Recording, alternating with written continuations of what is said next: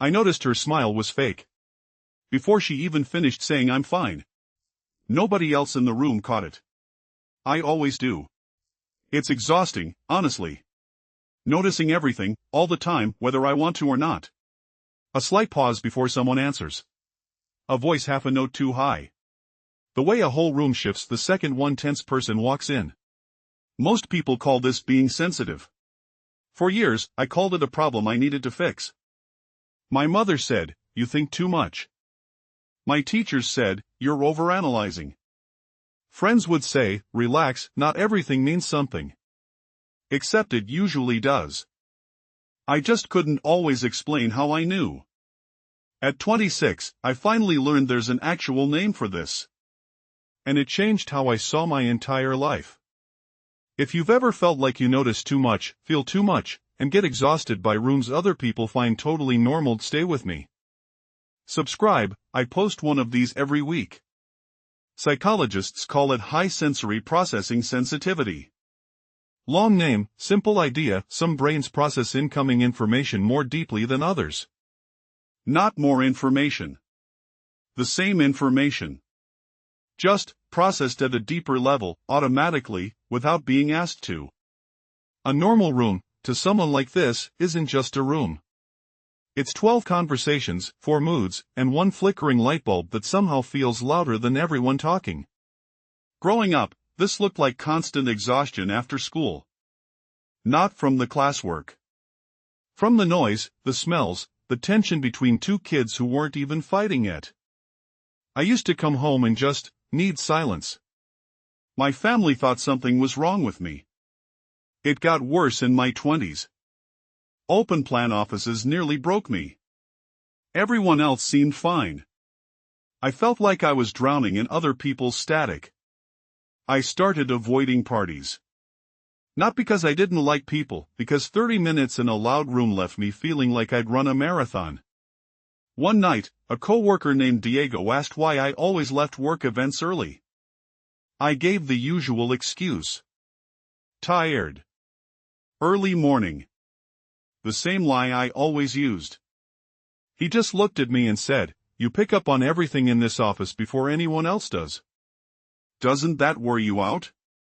Nobody had ever said that to me directly before. Not "you're too sensitive." Just, "Doesn't that wear you out?" I actually didn't know how to answer. Because yes. Yes, it absolutely does. That question sent me down a research hole that lasted weeks. Turns out, roughly 1 in 5 people process the world this deeply. Not a disorder. Not a flaw. A trait, one that shows up across species, actually, not just humans. Some individuals scan for danger and nuance, others move fast and don't look as closely. Both strategies work. Evolution kept both around for a reason. One notices the threat first. The other reacts fastest once it's obvious. Reading that reframed almost everything. I wasn't broken. I was running a different, older kind of software built for noticing, not for speed. The problem was never the sensitivity. The problem was nobody ever taught me how to manage the volume. I started testing small adjustments. Noise-canceling headphones between meetings. 15 minutes alone after any gathering, no explanation needed. Tiny changes. But for the first time, I wasn't fighting my own wiring, I was finally working with it. Something else shifted too. I started noticing what this trait was actually good for, instead of only what it cost me. I was the one who noticed a teammate was struggling before they said a word. The one who caught a client's hesitation before the deal fell apart. Diego, months later, told me something I still think about. "You saw the layoffs coming 3 weeks before management announced them." How? I hadn't consciously tracked it. I just felt the shift in the building. The tension. The 2 quiet hallways. That's the part almost nobody talks about. This exhausting trait comes with a kind of radar most people simply don't have access to. Therapists and researchers now describe it with a phrase I really love, depth before breadth. We go deep on less, instead of skimming across more. In a world built for speed, that can look inefficient. But depth is exactly why some of the best therapists, writers, and readers of people carry this same trait. I stopped apologizing for needing quiet. I stopped forcing myself into every loud room just to seem normal. Instead, I started asking a different question before agreeing to anything.